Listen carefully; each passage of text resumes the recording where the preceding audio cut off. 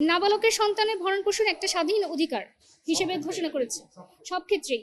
অর্থাৎ নাবালক সন্তান যার কাছেই থাকুক, যেভাবেই থাকুক, বাবা মার সম্পর্ক থাকুক না থাকুক, তাকে সবসময় তার পিতা ভরণ পোষণ দিয়ে যেতে হবে। 2011 সালে শেখ নজরুল ইসলাম এবং হালিমা খাতুনের বিয়ে হয়। বিয়ে পরবর্তী তাদের একজন নাবালিকা সন্তান হয়।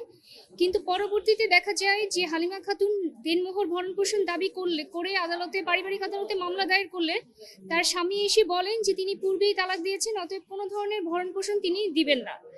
এবং পরবর্তীতে তার হাজবেন্ড একটা নতুন করে মামলা দায়ের করেন যে যেহেতু তিনি পূর্বেই তালাক দিয়েছেন বলে দাবি করছেন, অতএব কোনো ধরনের ভরণ পোষণ হালিমা খাতুন তার নিজের বা তার নাবালিকা কন্যার কোনো ধরনের ভরণ পোষণ পাবেন না। নাবালিকা কন্যা যেহেতু বর্তমানে মায়ের কাছে আছেন, মাই তার সম্পূর্ণ ভরণ পোষণ দিচ্ছে। পরবর্তীতে তিনি যে এক্সিকিউশন স্যুট অর্থাৎ নিম্ন আদালত বলেছে যে না, তাকে ভরণ পোষণ দিতে হবে এবং তার মেয়েকেও ভরণ পোষণ দিতে হবে, সেটার যে এক্সিকিউশন স্যুট সেটা তিনি এসটিএ করার জন্য আবেদন করেন। নিম্ন আদালত সেটা নামঞ্জুর করলে পরবর্তীতে তিনি হাইকোর্টে আসেন এবং হাইকোর্টে এসে এই নিম্ন আদালতের আদেশটাকে চ্যালেঞ্জ করেন এবং এখানে হাইকোর্ট এই পুরো মামলাটার রায় ঘোষণা করেন বিগত 22/6/2026 তারিখে। এবং এই রায়ে হাইকোর্ট বলেন যে শুধুমাত্র নতুন একটা মামলা দায়ের করার মানেই এটা নয় যে পূর্বে মামলায় প্রদত্ত চূড়ান্ত ডিক্রির বাস্তবায়ন বন্ধ করা যাবে।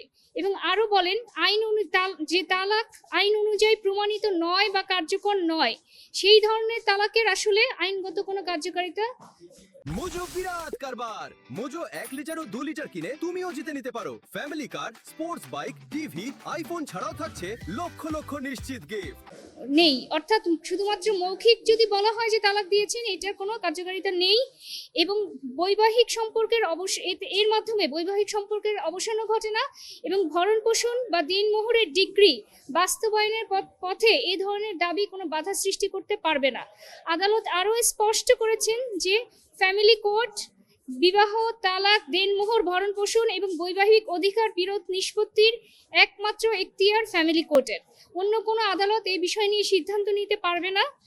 এবং আদালত আরও বলেছেন যে এই যে নাবালকের ভরণ পোষণ, এটা একটা ইন্ডিপেন্ডেন্ট রাইট, অর্থাৎ নাবালক সন্তানের ভরণ পোষণ একটি স্বাধীন ও স্বতন্ত্র আইনগত অধিকার।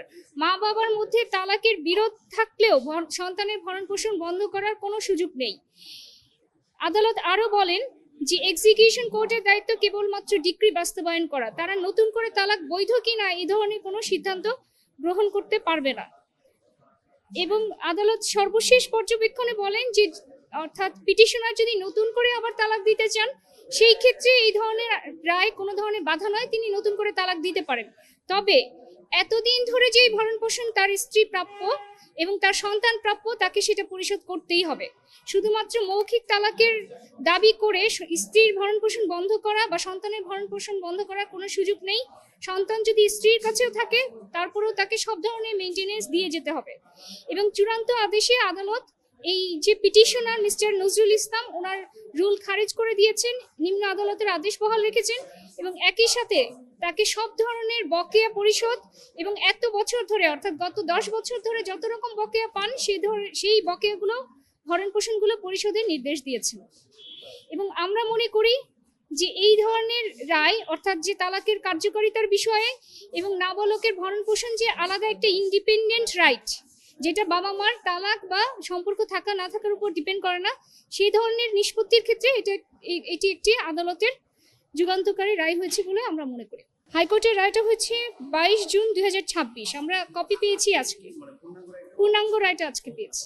পর্যবেক্ষণ হচ্ছে যে নাবালকের সন্তানের ভরণ পোষণ একটা স্বাধীন অধিকার হিসেবে ঘোষণা করেছে সব ক্ষেত্রেই। অর্থাৎ নাবালক সন্তান যার কাছেই থাকুক, যেভাবেই থাকুক, বাবা মার সম্পর্ক থাকুক না থাকুক, তাকে সবসময় তার পিতা ভরণ পোষণ দিয়ে যেতে হবে। অপ্রমাণিত তালাক অর্থাৎ উনি দাবি করেছেন যে তিনি তালাক দিয়েছেন, কিন্তু সেই তালাকটা আসলে কোনো আদালতের মাধ্যমে প্রমাণিত হয়নি। যতক্ষণ সেটা যেহেতু প্রমাণিত হয়নি, উনি এই ভরণ পোষণের দায় এড়ানোর কোনো সুযোগ নেই। তবে আদালত বলেছেন তিনি নতুন করে ডিভোর্স দিতে চাইলে সেক্ষেত্রে সেটা কোনো বাধা নয়, নতুন করে তিনি আবার ডিভোর্স দিতে পারবেন। কিন্তু শুধুমাত্র দাবি করেছেন যে মৌখিক তালাক দিয়েছেন কিন্তু প্রমাণ করতে পারেননি, তাহলে এই ধরনের তালাকের কোনো কার্যকারিতা নেই, আইনগতভাবে প্রমাণিত হতে হবে।